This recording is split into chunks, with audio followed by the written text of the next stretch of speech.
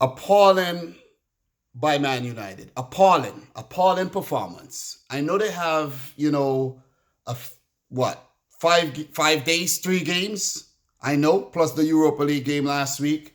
That's no excuse. They made 10 changes. They are playing with fresh players. No, Harry Maguire, I don't think he would have made a difference.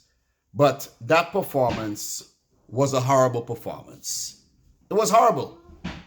Not to take anything away from Liverpool because they were brilliant and they were much sharper than they have been, like, let's say, after Christmas. So props to Liverpool. I'm not taking a single thing away from this performance, but I have to highlight that Man United were horrible and they suffer back-to-back losses.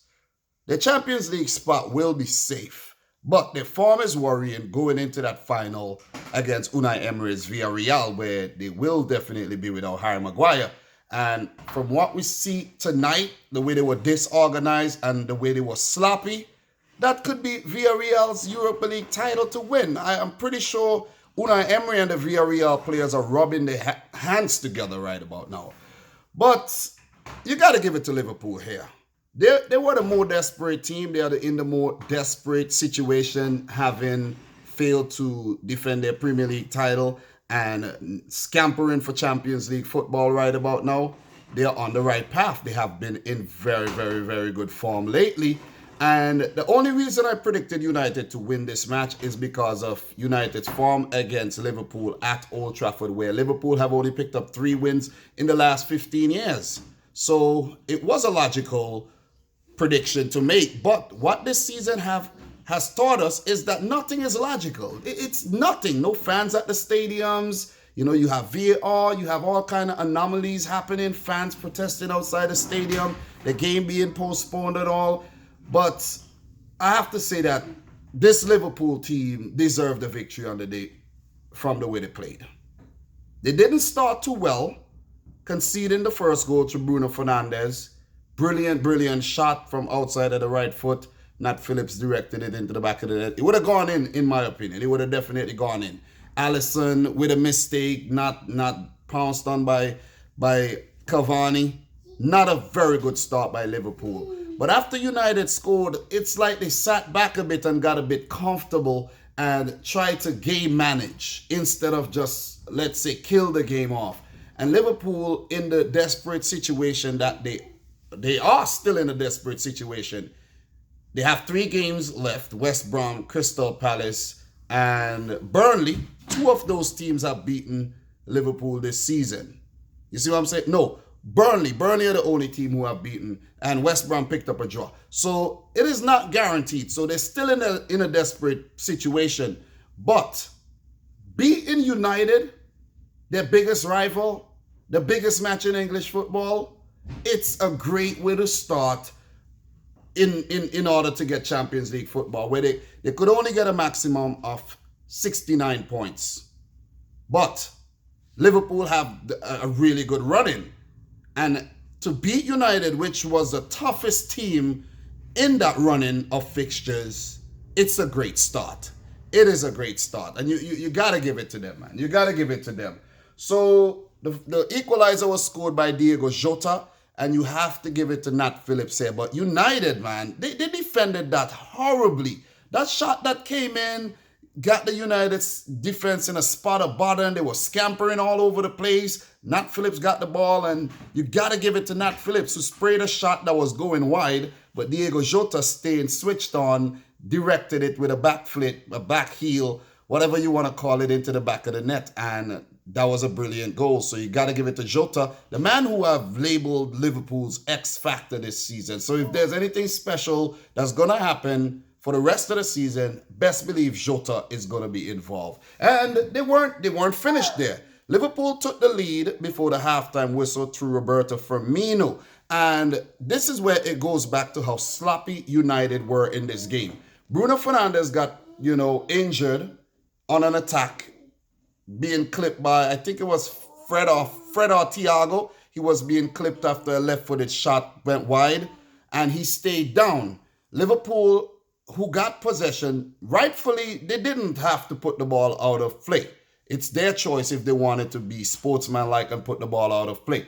So Paul Pogba, I don't know what he was thinking. He felt like the Liverpool, from what I saw, he felt like the Liverpool player should have put the ball out of play, and he fouled the player, deliberately fouled the player, so that the Bruno Fernandes could get some attention. That's how I interpreted that. And that was silly. That was silly. All he had to do was defend the situation and then see, what happened after. But from that resulting free kick, Trent Alexander-Arnold bent the ball, and Roberto Firmino, who had previously not scored against United, I think, or something like that, headed in the back of the net. That was a brilliant header. But that did not come before Diego Jota hit the post. So, it was like United, I don't know, they were poor. They were poor. And I mentioned in one of my live streams recently, and we all know this, that titles are won on defenses. And when you have Lindelof and Bailly at the back there, come on. You see what I'm saying? You stand no chance to win a title. I'm not saying Liverpool with Reece Williams and Nat Phillips back there could go on and win a title. I'm not saying that, but Liverpool outscored. It was a thriller. It was a 4-2. It was a 4-2 thriller. It was a lot of goals. No defenses could be praised there. You see what I'm saying? But you got to give Liverpool the credit for taking their chances after Man United were inept in their defense. Paul Pogba switching off, losing Firmino. Great goal. 2-1 at halftime. Liverpool with the onus going into the second half. And United knew what they needed to do, but they failed to do it. They failed to do it. And Liverpool, early. I'm there, working on a video during the halftime break and all. And I'm like, I couldn't believe it. Early goal in the halftime, and it's a mistake. I don't know what. Listen, oh man. United were horrible. Horrible, man. Horrible performances. Fred, Luke Shaw, all of them. Horrible. Caught in position. Horrible. Comedy errors, and Roberto Firmino, doing the rest to score a brace. How many minutes without a goal against United? And bam, two within 90. 2 within 90. And with United desperately trying to get back into the game, they did. With Rashford scoring, that was a, brilliant build-up. Like Cavani with the pass, Rashford, with the deft touch pass, Alisson Becker, who I know he's been pulling off some good saves, but I don't know where these mistakes are coming from. Passing the ball directly to a player. I don't know what's going on with Alisson Becker, but for the Liverpool fans' sake, he needs to weed that out his game like immediately, ASAP, like yesterday. And 3-2, and I'm like, okay, we got a game going here. We got a game. It might end in a 3-3 thriller, but with United chasing that third goal, and possibly a fourth, they left themselves too open on the counter-attack, and Mo Salah running in behind, Pogba failing to, prevent that pass to Salah. I think that was Jota with the pass, if I'm not mistaken. And Salah going up 1v1 with Dean Henderson is like practically an open goal. And in the back of the net. Rashford did get a chance before the final whistle, and he put it wide. It could have ended 4-3. It could have been a 4-3 game.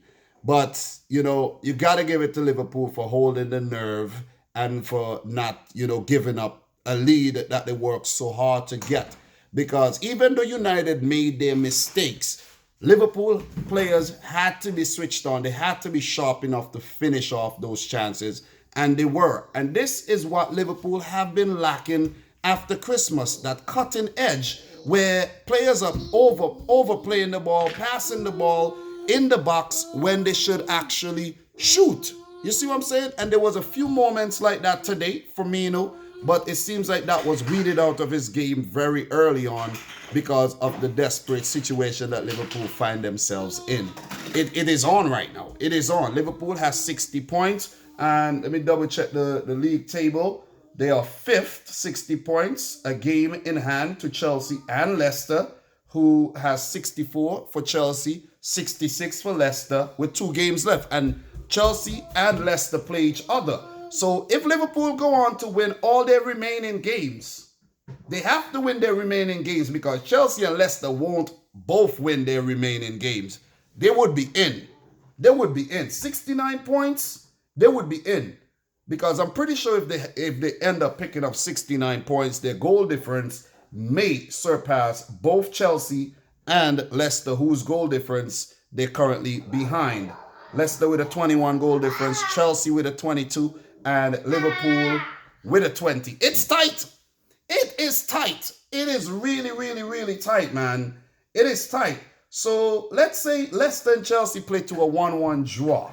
That's 1 point apiece. Leicester go up to 67. Chelsea would go up to 65. And with Leicester playing Tottenham on the final day, and I think Chelsea has, Chelsea has Aston Villa. If Chelsea even if Chelsea beat Aston Villa, they stand a chance of missing out on the 4th place.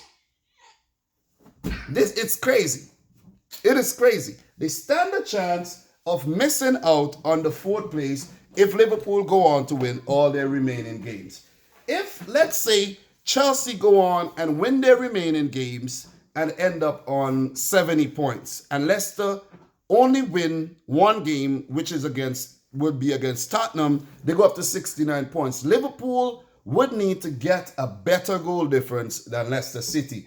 And I think Leicester, they need points. They need, you know what? To cut a long story short, it's in Liverpool hands right now.